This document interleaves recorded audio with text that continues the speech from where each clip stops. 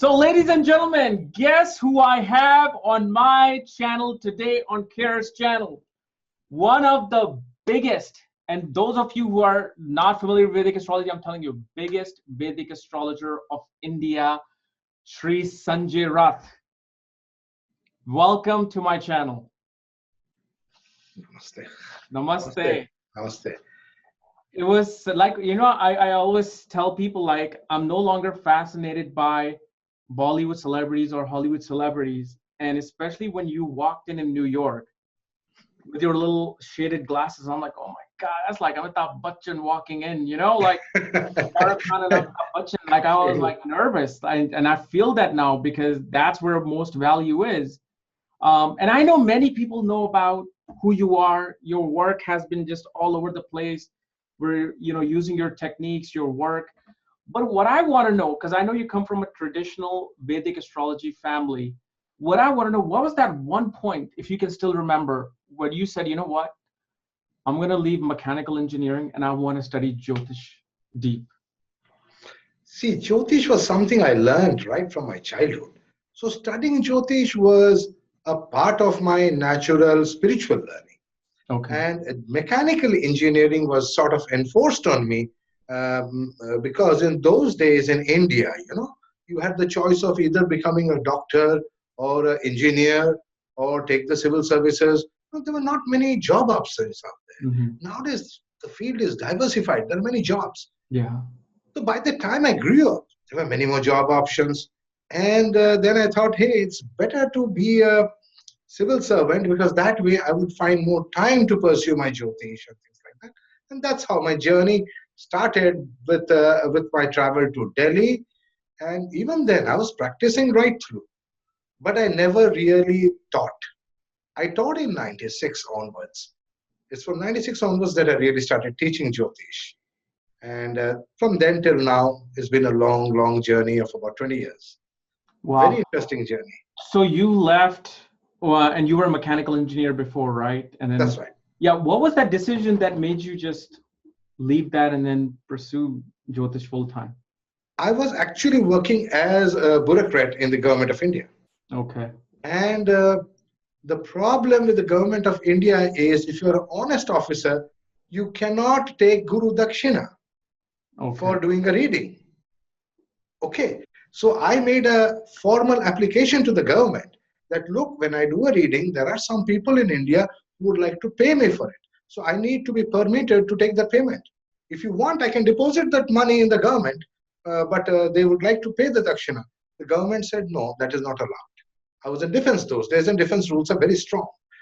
So therefore, since there was a no to everything, every time I need to travel abroad or even meet a foreigner, I need government's permission to meet a foreigner. Wow. So it was impossible for me to work. At this rate, I said, this is not happening. I need to free myself. So I left government. It's much better decision. I'm happy with my decision. Okay. Okay. And, there's so many branches of astrology out there. Parashara, Bhrigu, Jaimini, KP. Which one have you always been attracted to? Like, this is something I find it just talking to my soul. Parashara. Parashara is you see that when we talk about rishis, anything that comes from a rishi is what I'm attracted to. Okay. I cannot say that they are actually different and they are similar. It all comes under Jyoti. They are different because, if you focus on one, then you can learn something for some time, So, for example, we have Parashara. Now, where did Parashara get his Jyotish from? He got it from his grandfather, Vasishtha. Okay, so basically the lineage is coming right from Shiva to Vasishtha to Parashara. And then his son, Vyasa. And then his student, Jaimini. So technically, Jaimini belongs to the same school as Parashara. You see my point? They belong to the same school, but each one has added. Yeah. So Parashara has added, and he added the huge Brihat Parashara. After reading Brihat Parashara, there are still a few questions. Okay, which dasha should I take? Mm-hmm. Or how do I use Arudha? When Lagna Lord is in Lagna, will the Arudha be in Lagna or the 10th house? Yeah. So there are doubts, lingering doubts. There were many lingering doubts. And thank God that we have Gemini to clear those doubts. And what Gemini has done is other similar questions. How do you know from a horoscope that whether it's a male birth, is a male chart or a female chart? Yeah. Things like that. Thank God we have Gemini. He gave a little sutra and that clears it up. So basically, you got to understand that from one, you grow into another. Now, then somebody will say, what about Bhrigu? Well, Bhrigu is not one. There were many Bhrigus. There was one Rishi Bhrigu, and everybody under him was called the Bhrigus. So they collected the horoscopes and the birth data of people. So basically, it was a huge database of horoscopes of people who have lived lives. And this huge database was necessary for research. How do you think Parashara arrived at those rules if there was no database? Some people say, well, he meditated and he got the answers. Maybe he did that. But I feel that no matter how strong the meditation or whatever the sutras be, there must be a method to check it. And for that, you need a database of horoscopes and events. And that can only come from a proper collection like the Bhrigu. So there Bhrigu you see was the before Parashara. Yes. Bhrigu was around the time of Vasishta. Okay. So the grandfather of Parashara. You see the thing over there. So back every generation has added to the knowledge. So I remember when I was in government, there was one editor of Jansatta, and I was talking to him, and he told a very nice thing.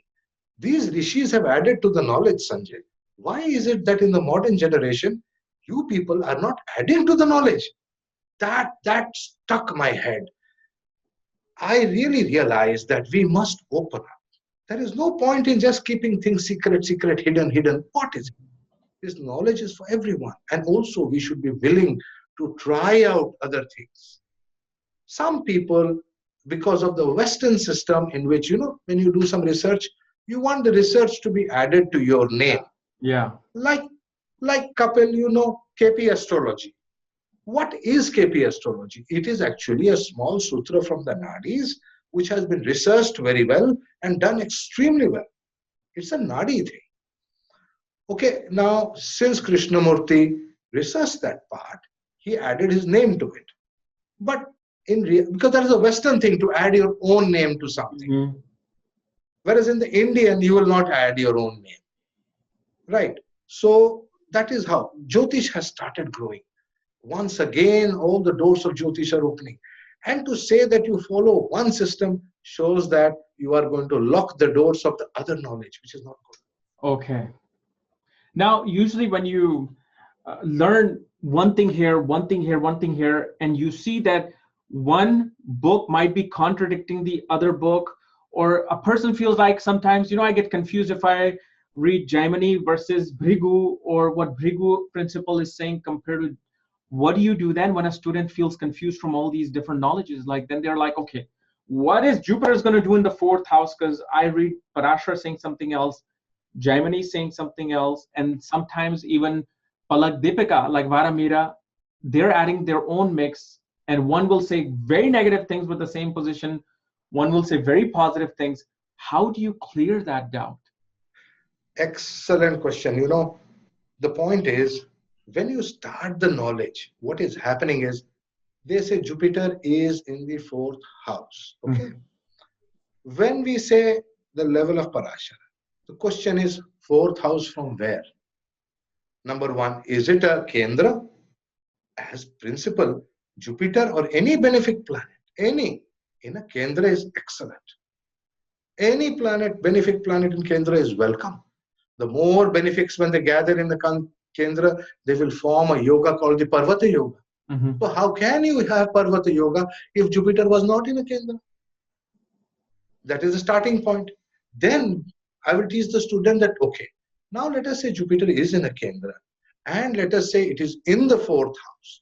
That means your heart is very clean.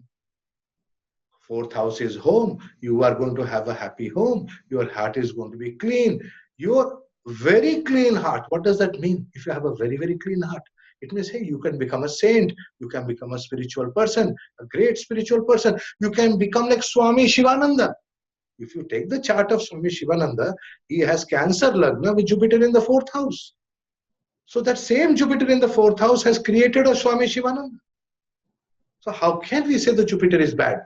Yes, maybe for Sansara it may have been bad, but for Sannyasa it was very good. So what is good for one may be bad for another. Jaimini goes on to say that Jupiter in the 4th house, if alone, can create a Mahanta Yoga. Now we need to understand the word Mahanta very carefully. Maha means great, something great about you, something great about this guy. He has a great heart. Why is he a bad guy? Then I checked up another horoscope. Maharshi Mahesh Yogi, Jupiter in the 4th house, in Aries, great heart, fully renounced. He taught meditation to the whole world. So you see, the condition was Jupiter should be alone.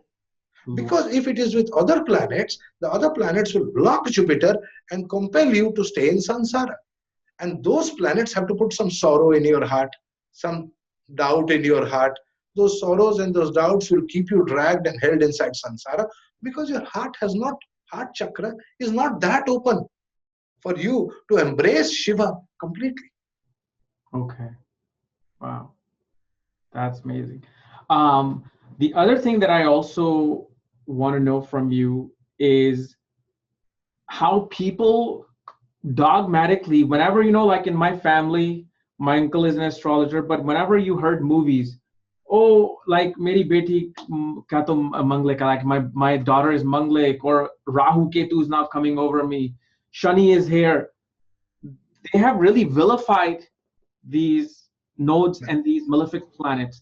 Exactly. What I want to know from you, since you have such depth, why we should or shouldn't look at these planets in such a dogmatic manner, and why have they become so dogmatic, and are they? No, they are not dogmatic at all. It is the weakness of astrologers with little knowledge that, when let's say somebody is sitting in a village and someone comes, my daughter is sick, what shall we do? Oh, Sade-Sati lag gaya. Yeah. Oh, Shani Rahu lag gaya. See, the point is, when you don't have a real answer, you are only going to use excuses like this. And all the time, people say, oh, Sade, take the case of Sade-Sati. Poor Saturn. Saturn is such a beautiful planet. Why would you do this bad thing by calling him such bad language? It is like giving a dog a bad name so that you want to hang him. Why are you doing this to him? It is very unfair. Of the natural zodiac, he owns the 10th house of labor and the 11th house of income. He says that the amount you have labored, to that extent you will get income. How you have labored, you will get your gain. People who don't work will not have any gain. And in fact, success is 90% labor and 10% luck. Yeah. Everybody knows that. Then why talk bad about Saturn?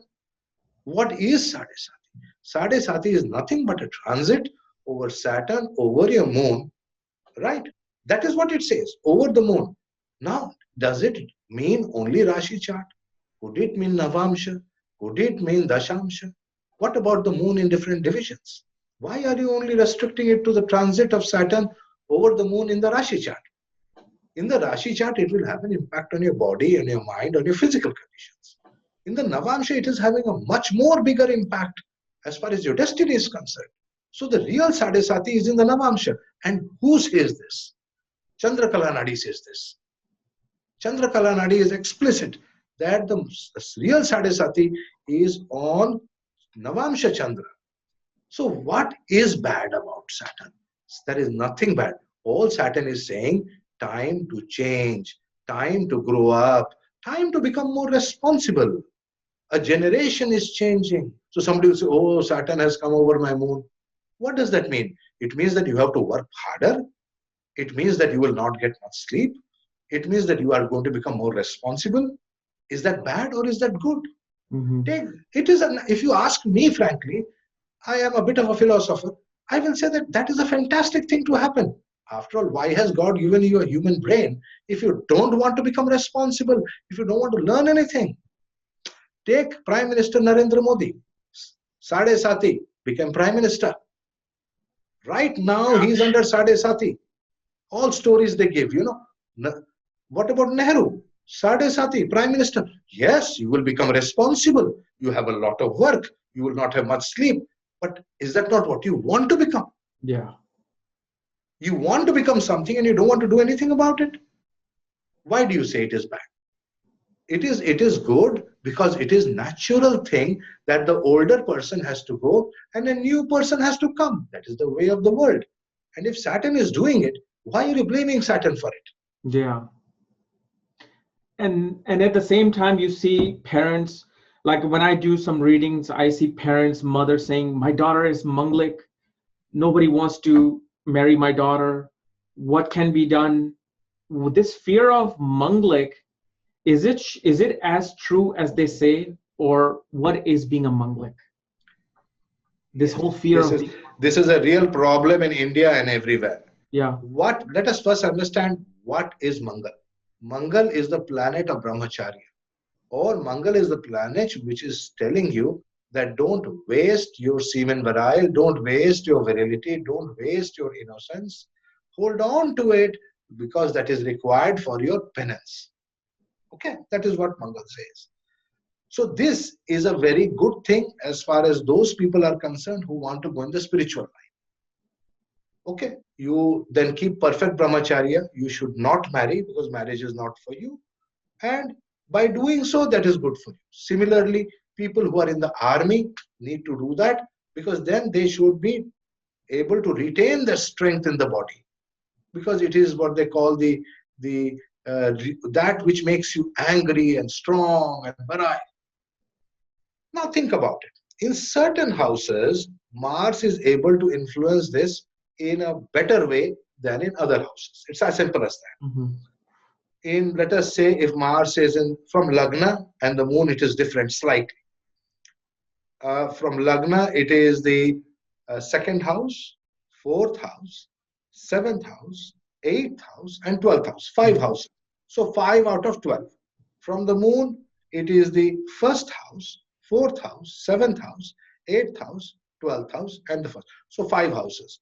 The difference between Lagna and the moon is Lagna will be second house, and for the moon it will be first house. Normally, the moon is the more dangerous point because you know what happens? The mind, it is the mind of man. In the mind, what is your attitude? Are you easily flowing or are you very cutting? So Mangalik is nothing but this energy which is keeping you independent, which is keeping you individual, which is keeping you self-focused, which is drawing boundaries. So to that extent, you may want to be independent. In that extent, you may want to, it may cause frictions in relationships. And this may not be restricted only to wife. It may be restricted, it may extend to other people. Okay.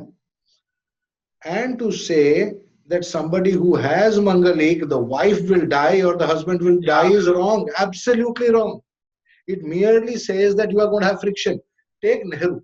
Nehru had the moon in, if I am right, Cancer as Atmakarak, and he had Mars, I think it was in the third house. In the third house.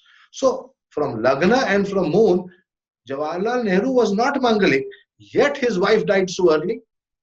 What excuse will you give me now? So they will say, no, it is from here, it is from there, it is from there. So these are stories, you know. Manglik merely means friction in relationship. It does not go around killing anybody. Shri Ramchandra had Mars in 7th house, both from Lagna and from moon. So he was a hard Manglik. Now, people say in Manglik Dosh, when Mars is exalted in Capricorn, the dosha is much less. How? You look at the chart, Sri Ram. From Lagna and from moon, Mars is exalted in the 7th. Yeah. And let's see his married life. No, people will then give stories. Oh, they had excellent this thing and all, they are God, you know, they are, all that is fine. But if the same thing were to happen to a normal human being, the fellow will be crying in front of the astrologer every day. Yeah. You see, so it is very easy to brush out that Sri Ram was fine. But in reality, when this Mars is in this Mangalik positions, it causes a separation from spouse. And the stronger Mars is, the more dangerous it is. The dangerous in the sense of relationship. not of killing somebody. Because life and death are not based upon these positions of Mars. In fact, sometimes I have seen other planets in these positions also cause problems. Take Saturn in the second house, fourth house, seventh house, eighth house, or 12th house. It will cause much more problems in marriage than Mars. Okay. People are only talking of Mars. You see, Dr. B.V. Raman hinted at this point. You see, when people like Dr. B.V. Raman, who have years of experience, are saying something, we should listen quietly. He wrote it down. You should also see from other malefics. Manglik Dosha should be calculated from the moon and also from Venus. He has said this on passing breath. People like him, they will say little thing. You want to take it, take it. Want to leave it, leave it. But I would grab. Dr. Raman said that. Oh, I'm going to try that. And it worked. You say the same Nehru chart. Saturn is in the second house from the moon. Yeah. You see, wife suffered. Saturn is the seventh lord. In the second from the moon, wife suffered and died early. So Dr. Raman was hinting at looking at all malefics. Because the moon has to do with the mind. And if the mind is going to be troubled by a planet, that planet should be able to influence the mind. That's very true. Now, is there some simple remedy that people who think and they have this, is there something simple? Because, in India, I've seen people who are paying literally lakhs and lakhs for remedies and crores sometimes for their daughters and sons. Is there something simple they can do and be relieved from it if they have anything of this? Look, it is very obvious. Saturn, they say, is Ayush Karaka. What is his greatest power? Ayush Karaka.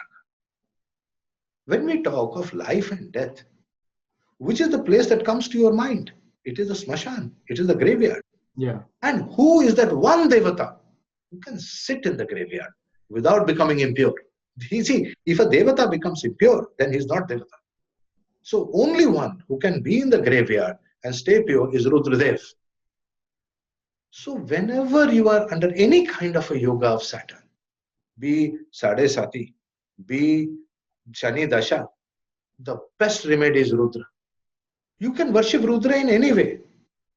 In fact, there are Ekadashi Rudras, of which one is Hanuman also. Worship Hanuman, you will get the result. When Sri Ramachandra was under the adverse influence of Saturn Dasha, who came to his help? Was it not Hanuman? Right. Who found? Yeah, you see. So what was Sri Ramachandra's remedy? Hanuman. And who did he worship? Rameshwara Shiva. That is Rudra again. So all we have to do is to see what they did, and we just follow the same thing. You just worship, do Om Namah Shivaya, 5 malas in the morning, 5 malas in the evening, the problem is solved.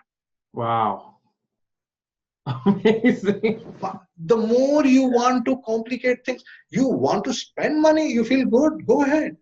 You want to buy huge gemstones and you think they will solve you, fine, go do it. I am not saying they will not work, all of them will work. But have you ever thought, what would a poor Brahmin in the village of my village would be doing? You think he can buy all those gemstones and do all that? Om Namah Shivaya. 5 mala in the morning, 5 mala in the evening, Saturn will leave you alone. Okay. Because he who has the bhasma in his body, what is bhasma? Bhasma is the ultimate remedy for Saturn. Wow. This brings me from the Manglik. I want to go to my favorite subject, which is Navamsha. I actually got into Vedic astrology because I wanted to know more about Navamsha. And there are many, many theories out there. What is Navamsha and how do we use Navamsha? Firstly, from where did this Navamsha chart come? And why is it so important? There are so many charts, but why Navamsha is so important? Yeah. Navamsha is said to represent the dance of Shiva and Parvati. What is Shiva and Parvati? Shiva is the Pratyadi Devta of Surya from Jyotish. And Parvati or Gaurima is the Pratyadi Devta of Chandra. So we are talking of the sun and the moon. Now, in Jyotish, the sun is Karaka of which house? 9th house. So we take a Rashi and divide it into 9 parts. Why Rashi? Because who is the governor of all the Rashis? All the Rashis. Who is the governor? It is the sun. So when we take a Rashi and divide it into 9 parts, each part is said to be a part where the sun is vibrating. The seed of the sun is coming, where Shiva is putting a seed. So in every Rashi, Shiva puts 9 seeds, and these are called the Navakari. These bijas are called Navakari, or the 9 seeds of Shiva. Similarly, you take a moon. Moon is the lord of what? Lunar mansions. You have talked about very nicely in the KRSchannel about lunar mansions. I have heard that. Yeah. Nice one. Now we have 27, broadly 27 lunar mansions for creation of the body and 28 for the creation of the mind. So 27 lunar mansions, Gauri Mata or Parvati is creating the body. So from each nakshatra, she has 4, because moon is Karaka for which house? 4th house. 4th house, yeah. So we take a lunar mansion and divide it by 4. Oh, man. And we find very peculiarly the seed of the mother and the seed of the father are 1, 3 degrees 2 minutes. And they are exactly overlapping. So what is a Navamsha? A Navamsha is the exact meeting point of the seed of the sun and the seed of the moon. That is why Navamsha is important.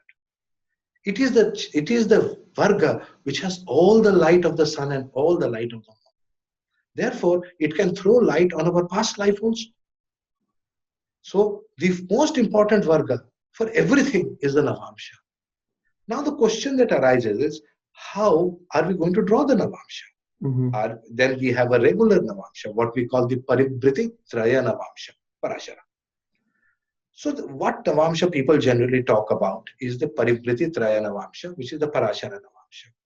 And that Navamsha, Parashara has said we should use for Vivaha. Vivaha is a very big word.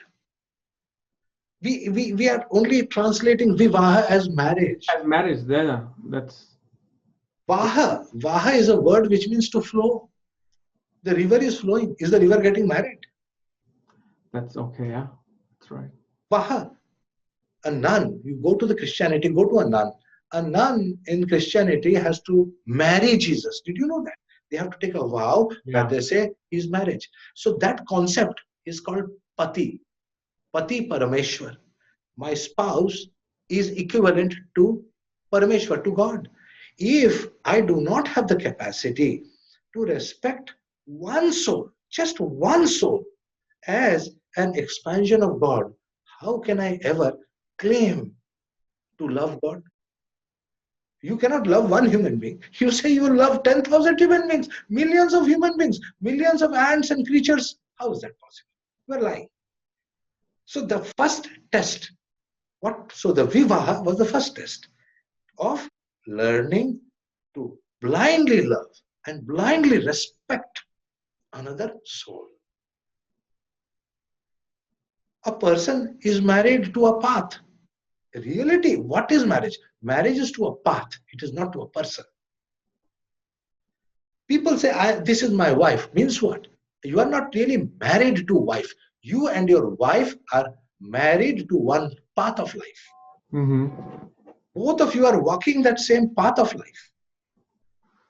The day the path will diversify, then you say tata to each other and go away.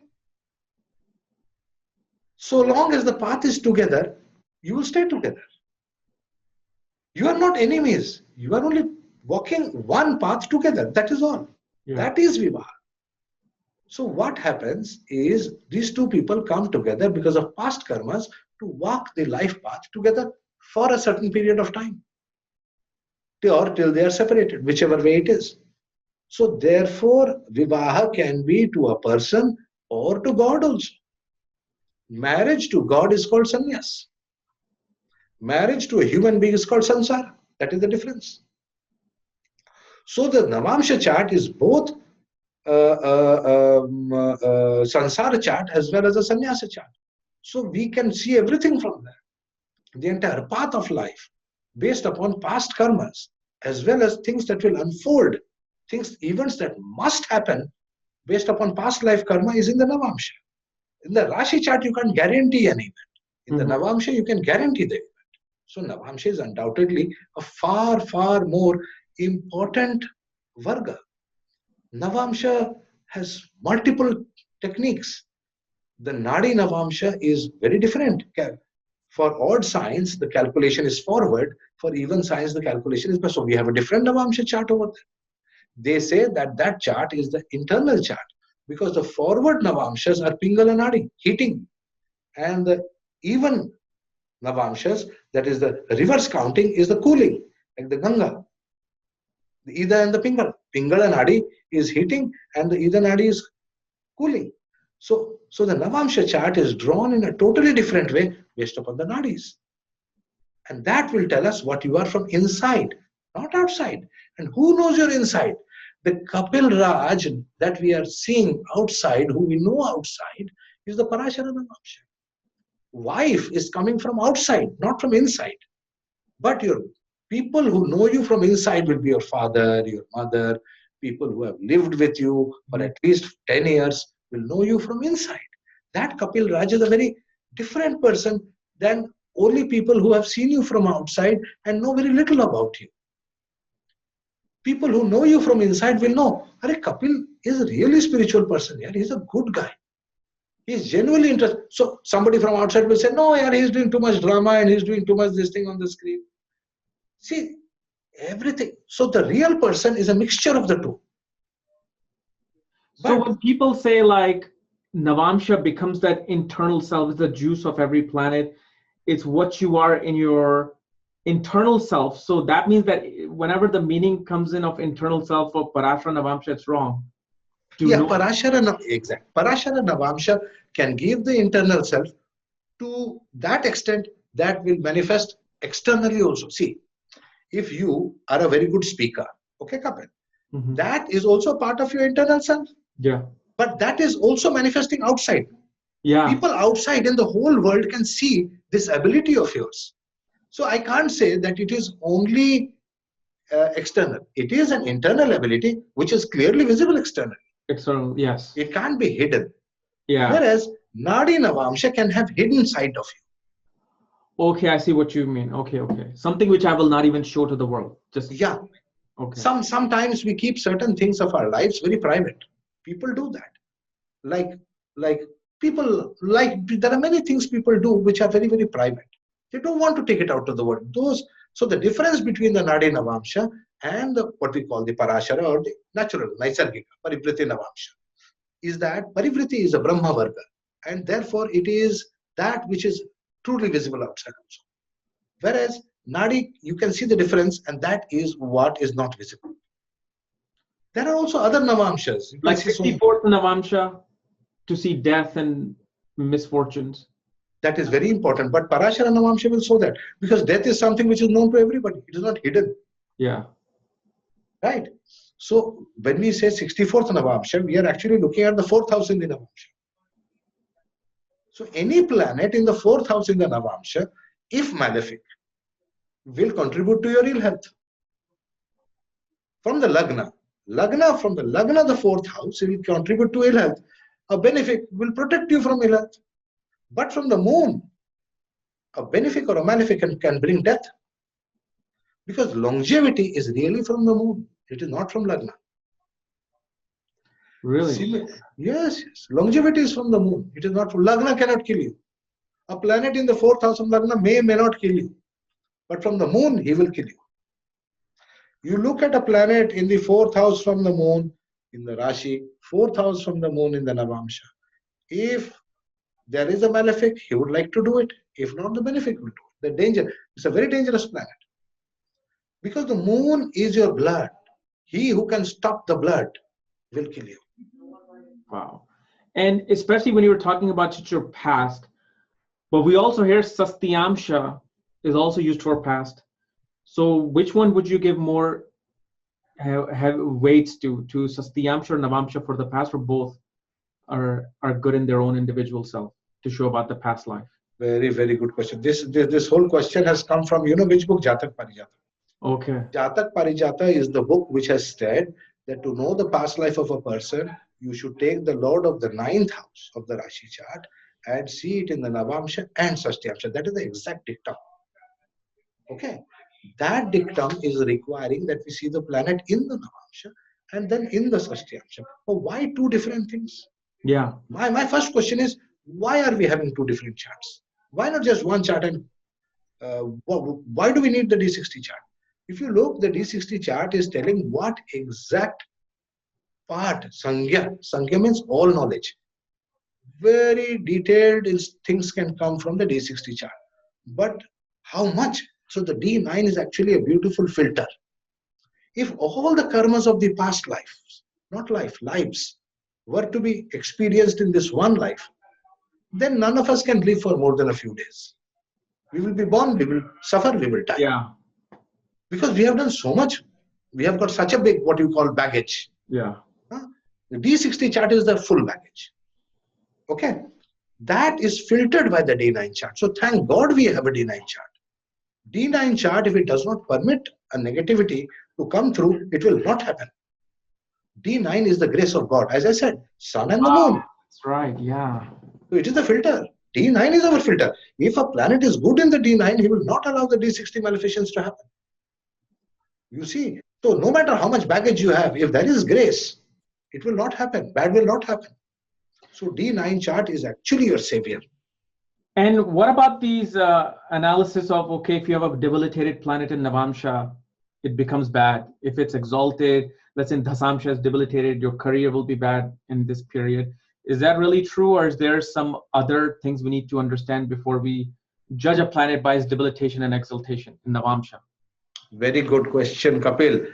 I will catch that Dasamsa part first. Okay. Because you know how I am. I'm technically, I would like, let us take Dasamsa. Who is the giver of labor? Was it not Saturn? Saturn, yeah. And what did Saturn say? That the harder you labor, the more I will give you. Whether I give you now or I give you later is separate, but it is based upon your labor that I will give you.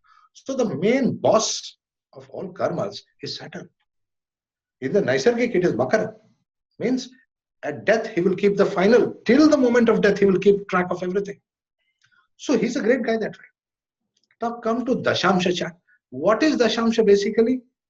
You take Capricorn or the 10th house, and basically you are going deep into that. What is the meaning of a planet who is debilitated? Now come to debility. Debility means fallen. Yeah. Debility means somebody who is humble. Exalted means proud, high position, very, very high. Now, when a planet is debilitated, he knows he's debilitated. The person knows he's debilitated. So he will work harder. When he's exalted, he will not work as hard. So in the Dasamsha, whichever planet is debilitated, is a 90% chance of your success. Okay. See, people need to hear this. You see, if you have even one debilitated planet in Dasamsha, you pursue a career related to that planet, you will succeed. It's my guarantee. All you need is one debilitated planet in Dasamsha. It's the best. There is no planet like that in the chart. Wow. Look at anybody. Yeah. All you need is one debilitated, because you know why? You will put in huge labor in that direction. You will really put in labor, and 90% labor you succeed. And if that planet is also in a bad house, you will struggle even more. So end of the day, you succeed in areas where you work harder. Yeah. So it is again the story of Saturn. So Saturn is happy. Saturn says, good, this fellow has labored. He labors even more. Oh my God, this guy kills himself. I will give him. Take the result. Simple. Whereas planet which is exalted is a danger. You will become overconfident. You will make mistakes. But because it is exalted, you will have good ideals. So that is the good side of it. So planets which are in inimical signs, enemy signs, one should not pursue a career in that directions. You know what? You will suffer like anything. If a planet is in opposite to its home, the word home I'm using, Swashetra. Yeah. Then you will have to leave your own home to pursue that career. If it is opposite to the Mula Trikona, you will never be able to sit inside the office. You may be marketing and selling things in the market. Take Jupiter in Gemini. Let us say somebody has Jupiter in Gemini in Dasamsha. Mm-hmm. His office was supposed to be Sagittarius. He is opposite to his office. Yeah. He is far away, 180 degrees, highest distance. Such a fellow can never sit in the office. If he is sitting in the office all the time, he will have no work. He has to travel all the time for his work. The more he travels away from his office, the more success he will be. He's a salesman. So if he is doing a profession pertaining to Jupiter, he has to travel a lot. On the other hand, if Jupiter is in Virgo, he is opposite to his home. Home or Swashatra of Jupiter is Pisces. So you can make a prediction. Look, when you will leave your home and go to another land, that time you will be professionally successful and Jupiter will support you. Oh, wow. This is like, you're like drawing like a painting in front of me. So beautifully explained. How will we use this in Navamsha then? Let's say someone had exalted Venus in the birth chart, debilitated Venus in Navamsha. Now you see the difference. In the Navamsha, our story is the Sun and Moon. It is not Saturn. Yeah, it's Sun and, yeah. Remember, so Vargas, we need to know who is the boss. Yeah. Dasamsa, it was Saturn. And here, Saturn is hardcore. You work, you take the fruit. You don't work, you take the stick. Carrot stick formula, nothing in between. Whereas out there, it is father, mother, sun, moon, good karmas, bad karmas. When a planet is debilitated, that means that planet is intrinsically very weak. Now, step number one, from the Arudha Lagna. Arudha is, end of the day, we call something as good or bad on the basis of how other people are seeing it, not on the basis of how I experience it. Yeah. Somebody has become prime minister. Oh my God, his stars are so powerful. Oh my God, he's having such a good time. Ask the prime minister, is he able to sleep properly? Yeah. You see, so everything is on the basis of what the Arudha is, what other people are thinking.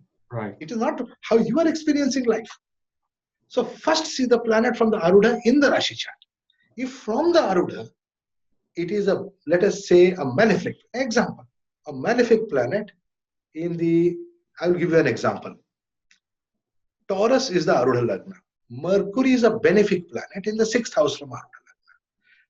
Now, that Mercury, it's in the 6th house, bear in mind, 6th enemy house.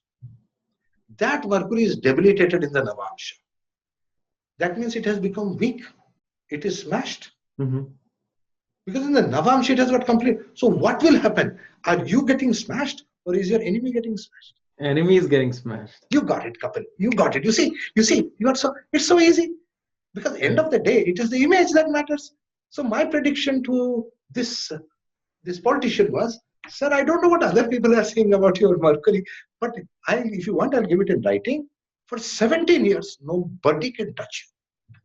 You will become the chief minister of a state. The biggest accusation that will be made against you will be Mercury accusation. So he wanted to know what is Mercury accusation. I said, sir, they will say, you don't even speak the language properly. Because Mercury rules language. Yeah. They will take Mercury and they will try to put Mercury blame on you all the time. And then Mercury will defeat them. He will say this blame is useless. This is third class. So people will reject it. And so you will keep getting elected. So the more they speak about your weakness, the more you will become stronger. And trust me, today we are sitting on the 17th year. He has been the chief minister of one of the states of India. Wow. So you said 17 years, that probably pertaining to Mercury's Mahadasha. Correct, Kapiel. So you're using Mercury Mahadasha in the Arudha concept, which is Gemini concept. No, Arudha is not Gemini. There is a chapter in Brihat Parashara. Yes, there is. Very true. So the original concept was Parashara. But Parashara being a very, very pure Rishi. See, remember, Parashara is the same Rishi who was able to see the coming of Krishna before Krishna was born. If you see the Vishnu Puran, he has predicted there will be such an avatar who will come, he will be Krishna, he will have this. The whole Krishna Leela he has predicted in the Vishnu Puran. So therefore, Parashara is beyond all these political things. Gemini goes more into all this practical usages. Yeah. It is just application. The application, Gemini is far more practical.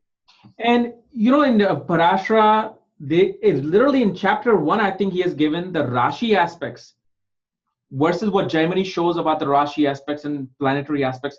What should we use Rashi aspects without using Gemini rules in a chart? Because a lot of people ask me that. Or can we just use Rashi aspect in a birth chart itself just to see if Jupiter, let's say in Leo, it'll look at Capricorn, wherever Capricorn is. Should we use that or no? See, Kapiel, Unless we know what is the difference between the aspects, we'll be guessing all the time. Right. Everything will be guesswork. Yeah. What is Rashi Drishti? What is Graha Drishti? What is the difference between the aspect of a planet and the aspect of a sign? A sign is an inanimate object. A planet is an animate object. Signs are like buildings. Planets are like people. So, the drishti of a planet has emotional content. The drishti of a Rashi has no emotional content. There is no emotion over there. It is a piece of information. That is all. There is nothing good or bad about it. You may like it, you may not dislike it. That is your problem. Whereas a Graha Drishti has clear emotional content behind it. Like somebody talking to somebody. When two human beings talk, there is some conversation happening and there is an emotional content. There is some liking, some things you like, some things you don't like. Those things will continue. But in a Rashi Drishti, there is no emotional content. Trump is the president of the United States. What is the emotional content behind this? You like Trump or you don't like Trump is your personal thing. In our conversation, it's a fact. Yeah. So what is the difference between Rashi Drishti and Graha Drishti? Rashi Drishti is more like facts. Graha Drishti is more like likes and dislikes. So give us an example versus what would be the fact in a chart through Rashi Drishti versus... Yeah. For example, let us say Jupiter is in the first house. Yeah. In a horoscope. And let us say the first house is Aries. That Aries always has a drishti on Leo, Scorpio, and Aquarius. Because you know what? Movable signs have fixed drishti on the fixed signs other than the one next to it. Next to them. Now, what is the fact? Since Jupiter would represent a temple, let us say. So I will say the temple is in Aries, and people who are living in this region, which is Leo, or in Scorpio, or in Aquarius, I have a connection with this temple, or this temple is close to them. Okay. So let us say in the Prashna, or let's say in the horoscope, I have the Lagna over there. I'll ask, was a Shiva temple close to your house? If there is Rashi Drishti, I will say, was it there? Did you visit the Shiva temple regularly? Because there is Rashi Drishti. Whereas, let us say the Lagna were to be Leo, then I can also say that, look, your father may have liked you very much because let us say that Jupiter is aspecting Lagna. Or let us say the fifth Lord Jupiter is in the ninth house and is aspecting Lagna. I can say that, hey, you will have one child who will really like you very much because he's having a full Graha Drishti on you. Okay. I see that. Okay. You see that on the one side, there is only things that are there, facts. On the other hand, it is a person liking or disliking. So, if they are completely different things, why should there be any clash in the information that they are giving? There is no clash. True. Now, my second last question is about the Hora.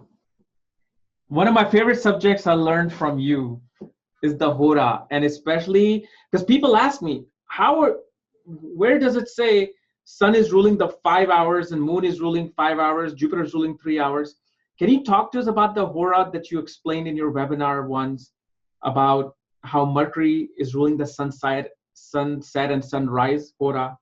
After that, the 3 hours of Jupiter Hora and the sign that it's placed in, how that planet brings the income. Because I was fascinated when I found out. I'm like, my God, this is just working left and right. Left and right, it works. But Kapil, you have learned it. You have applied it well. Yeah. I think you know what would be a right thing for a beautiful subject like this? Yeah. Look, when you learn something, let us say I am the teacher. Whether I taught it, I am really happy when you said that you heard this and you applied it and it worked. You know how happy it feels? It's Kapil ne to beautiful. Everybody was standing there. I remember in New York, everybody was standing and looking at your face and was dying to get that knowledge. Yeah. Then they looked at me. I said, I hope Kapil takes the trouble of making examples and teaching it to you people one day. Because, you know, because what will happen, Kapil? I will just give that in a few tidbits. Nobody will learn. Yeah. You need to make a slide, make some slides, put it as a lesson in the KRS channel.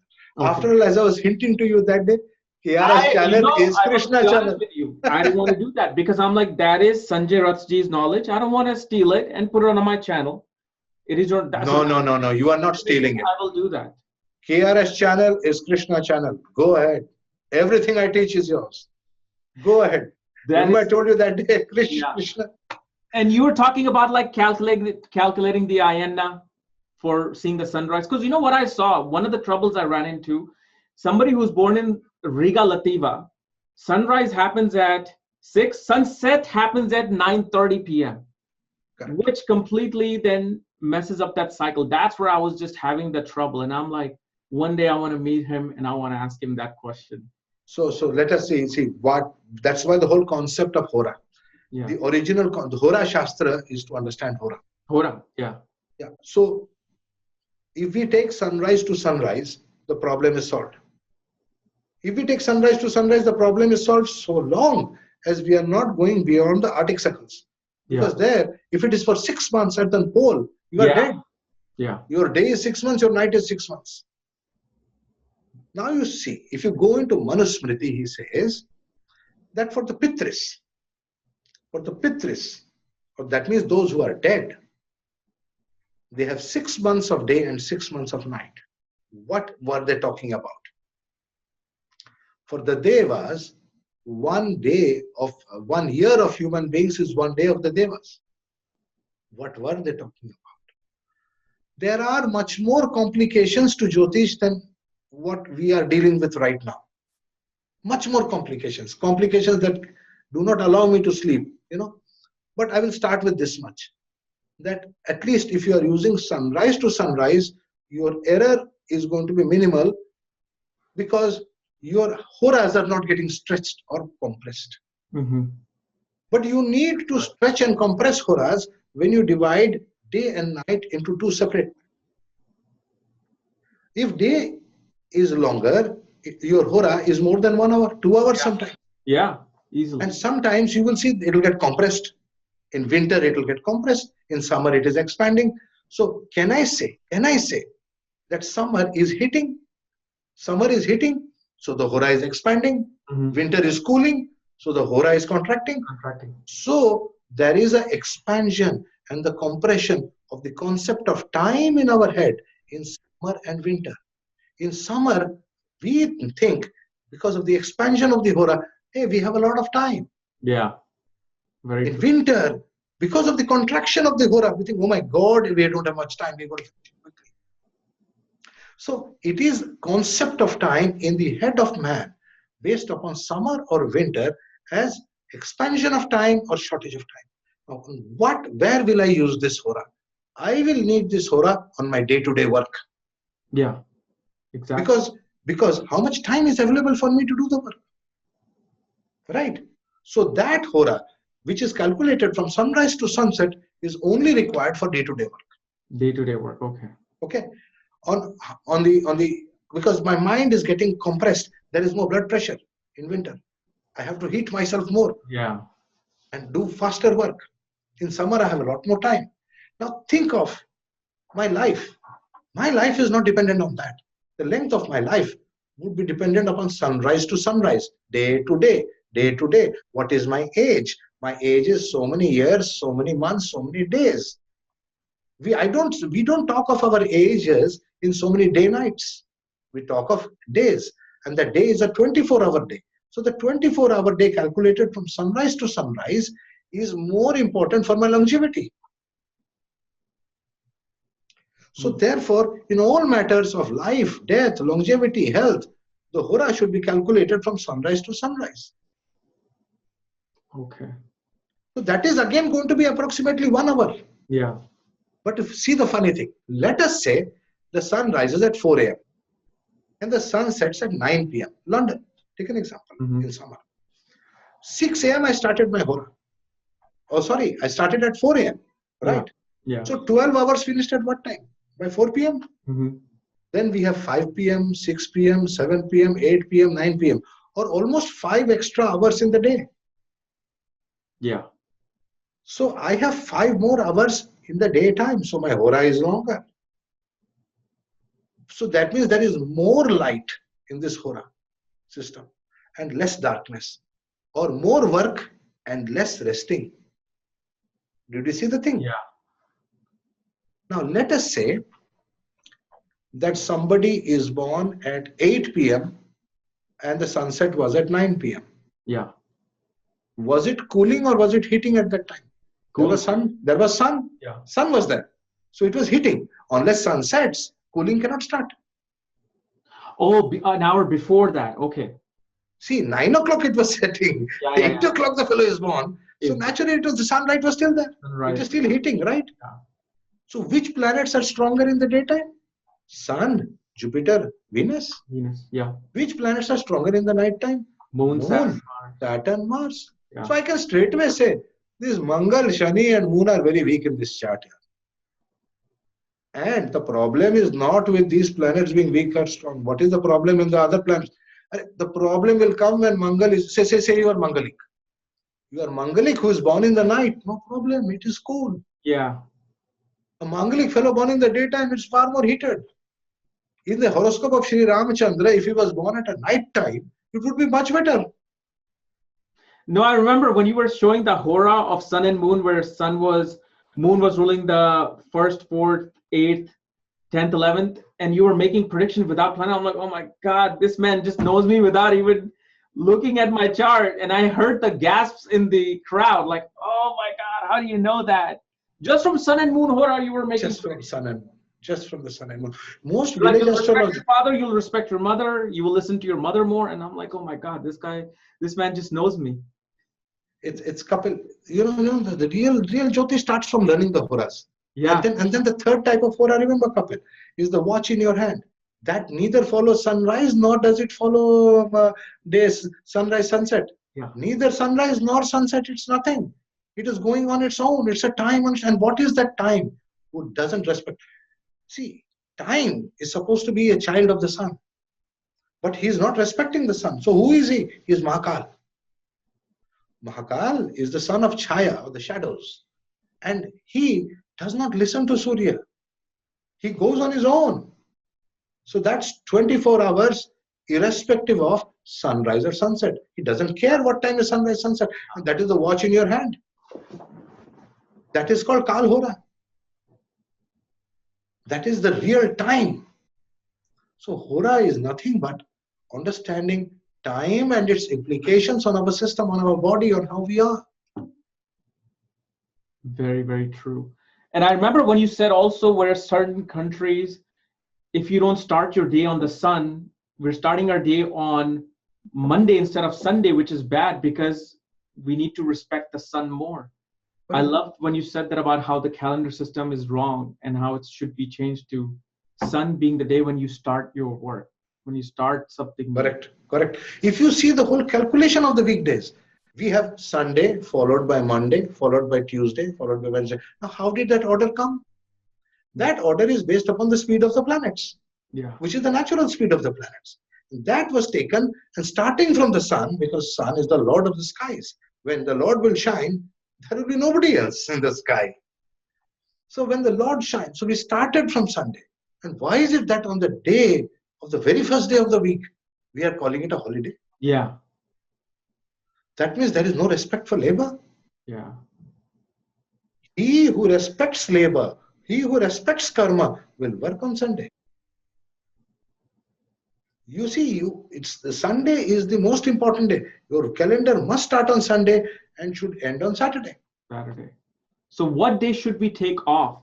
Instead of like Saturday, Sunday, what day should we take off? Like Friday, Saturday? You should take off the day before the planet who is governing your profession. Let us say you are a Vedic astrologer, Jyotish. Which planet is governing a profession? It is Jupiter. Yeah. So who is the day before that? Mercury. So Wednesday should be your holiday because the Lord who is guiding your karma is Jupiter. So starting from Jupiter, which is the 7th day, Mercury. So Wednesday is off. If you see our tradition, every Wednesday was off. Really? So let us say, yes, in the Achyuta tradition, every Wednesday is off. Wow. If you say you are a doctor, which planet is guiding your profession? Some people say, I'm a doctor of only medicine, so I do not do surgery. So fine, Mercury. Okay, we are not. You are Ayurveda, this thing. So Mercury is your thing. I'm a yoga teacher. Which yoga? You're talking about Hatha yoga? Okay, fine. That's Mercury is the teacher of asanas. So Mercury is your. Which day you should take holiday? From Mercury, if you start, which is the 7th day, Tuesday. You should take Tuesday off. Choose the planet who is guiding your professional career, who is the governor of your karmas. Give him respect. Give respect to the one who is guiding your karma, and he will guide you well. And always, counting from him, the one behind him will be the 7th. And this is not something I am teaching. This is the Shiva Mahapuran. The same concept is in the Bible. God created on the first day. What do you mean created on the first day? That means that is the karma that you are doing. What is the karma you are doing? You are creating something. You are creating speech, or you are creating writing, or you are creating something. So on the 7th day from that, you should take rest. Is it not said so? Yeah. So just all I am doing is following it, but in a more Jyotish fashion, with intelligence.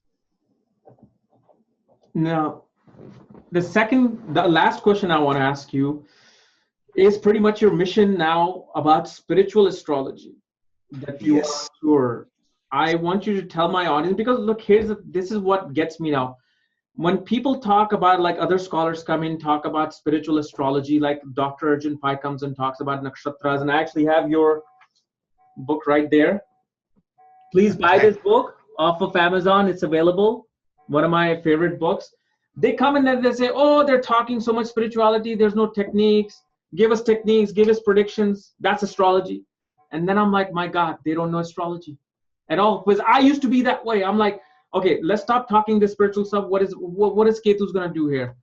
And now at my age, I'm like, my goodness, I was missing 90% of the entire knowledge without knowing the spiritual side. That's why I want you to tell my audience, when they have this, some of them have this ignorant view, like, oh, astrology is prediction. What? Give us techniques, you know. Kapil, you are very intuitive. Today morning, I must give you credit. You are very, very intuitive. Today morning, I promised my wife Sabani that if Kapil agrees, we should start a series on these nakshatras. Yes. She was desperate. You know, she said, please teach us, share with us. Okay, now I'll give you a small example. You asked about devatas. What is a devata? Devata is one who teaches us. And he who knows is like a teacher, a guru. And guru is the God. Guru is God. The devata is God because he's a guru. If he's not teaching me anything, he's not God for me. Let us take Ashwini Nakshatra. Ashwini Nakshatra is ruled by the Ashwini Kumar. And the Ashwini Kumar are the natural physicians. They are healers. Now, if you don't know anything about the Ashwini Kumars and you say everything is spirituality and let's throw it in the dustbin, you will know nothing about the nakshatra. The more you learn about the devata of a nakshatra, the more information or knowledge you will have about the nakshatra. Yes. It's as simple as that. To say that this is God and I'm running away from God, that's your problem. See, why are you running away from God? What is God in your head? Is it some kind of a being who's beating you up? God is nothing but the assimilation of every piece of knowledge that is available in the whole universe. And that is Jnana Yoga. Jnana Yoga is getting all the knowledge together, and when all the knowledge comes together, it becomes Shiva. Beautiful. So what am I doing? Why have I started this mission to bring spirituality back into Jyotish? Because that is what is missing in the modern Jyotish. Jyotish became Western Vedic astrology, and then Vedic dropped and only astrology, and all the Jyotish, all the devatas are being dropped. Oh, there is spirituality, drop spirituality. Why should I drop the spiritual? After all, we are spiritual beings having a material experience. Yes. Why do we say that we have no knowledge? I mean, if I know about the devatas, what will I get to know? You will get to know that which is troubling you from inside. You will get to know what you like, what you don't like. You will get to know how to understand your spouse better. You will get to know how to talk to your children better. You will talk to know how to handle your boss in the office better. Devatas are required everywhere. The devatas are constantly guiding us. Why are we missing out on this knowledge? After all, the nakshatras is the mind, and the mind is the boss of the man. I have taught a lot of Rashi Jyotish, very little of Nakshatra Jyotish. I'll go into that. This is a promise I keep to you. Okay, please.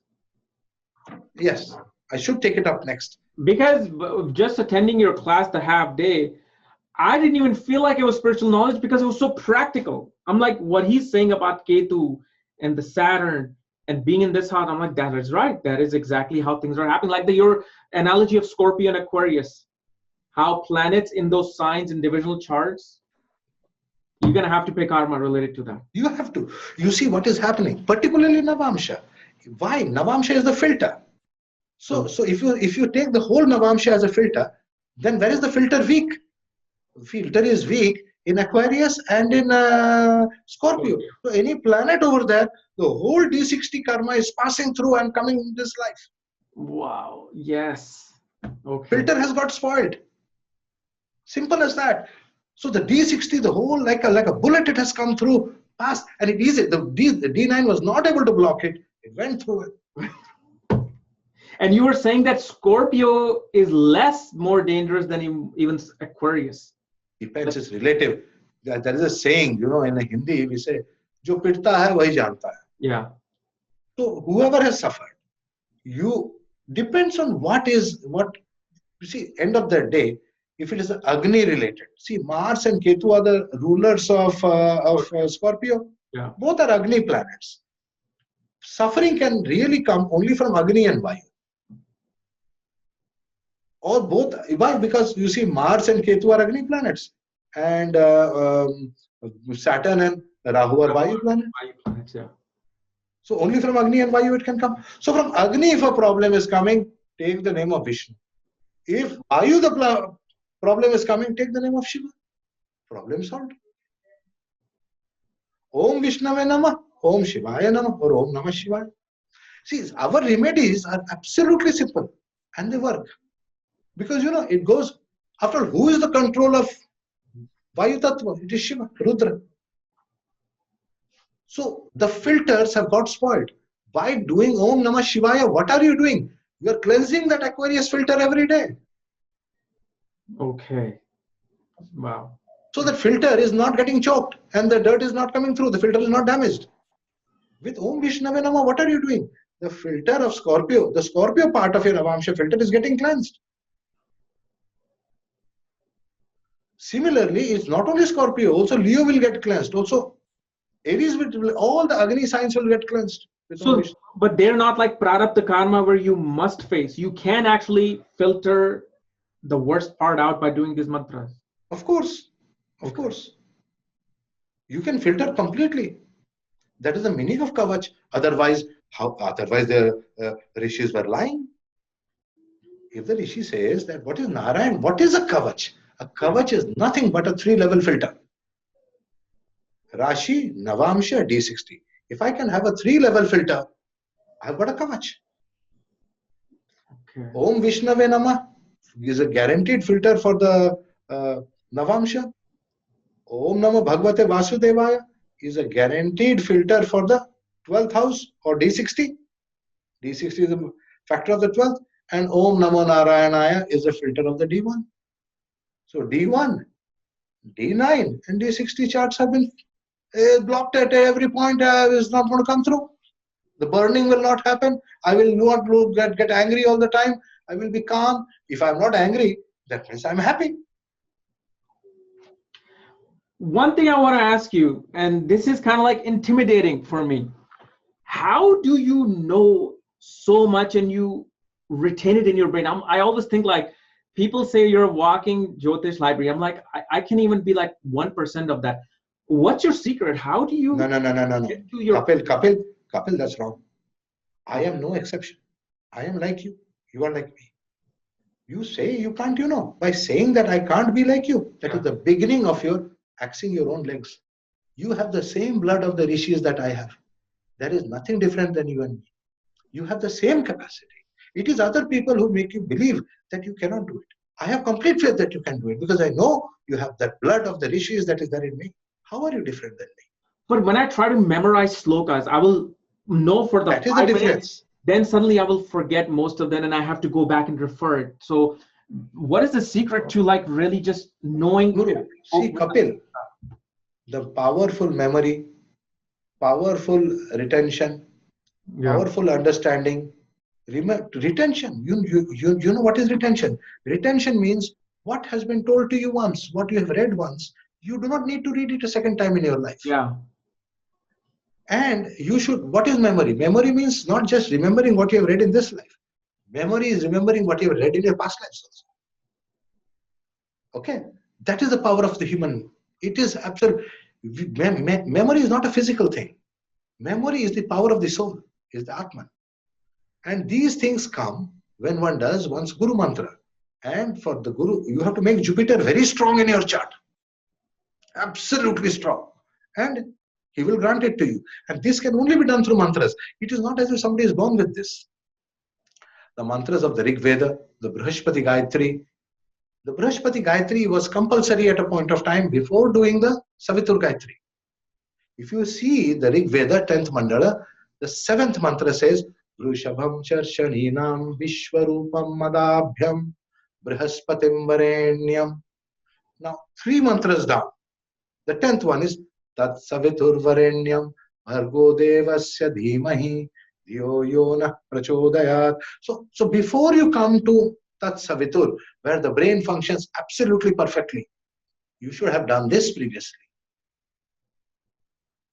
Okay, the Guru Mantra you just said. Exactly. So when you learn these, you will automatically develop that retention power. The Rig Veda is not something that man has created. You ask any scholar of any kind, and he will tell you it is humanly not possible to create those mantras.